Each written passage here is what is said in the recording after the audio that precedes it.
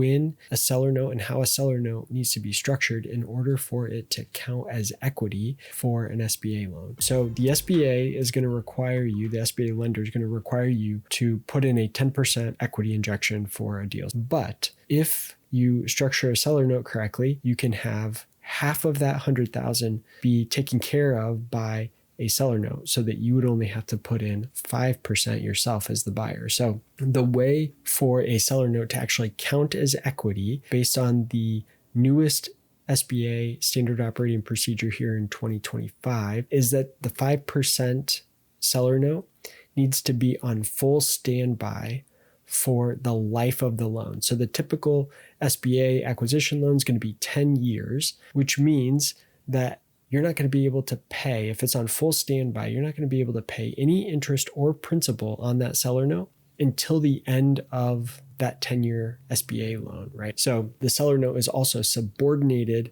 behind the SBA loan from a collateral perspective. But if it meets those requirements, if it's on full standby and it's subordinated to the SBA loan, it can be counted towards the equity injection there for your deal. Now, one other thing to consider here is that you may have two seller notes. So I think this is probably the way that it most commonly would be structured, is you might have two separate seller notes. One is for that 5% that's on full standby, and you're not paying on that until the end of the SBA loan. You could have another seller note that you could start to pay on sooner. Sometimes folks get a little bit confused thinking, if I have any sort of seller note, so if I might have a 30% seller note, do I have to put the whole thing on standby? No, you wouldn't have to, not for it to count as equity injection. You would just need probably to separate that into two different seller notes. And the one that is going to be counted towards your equity injection is the part that's going to be on full standby.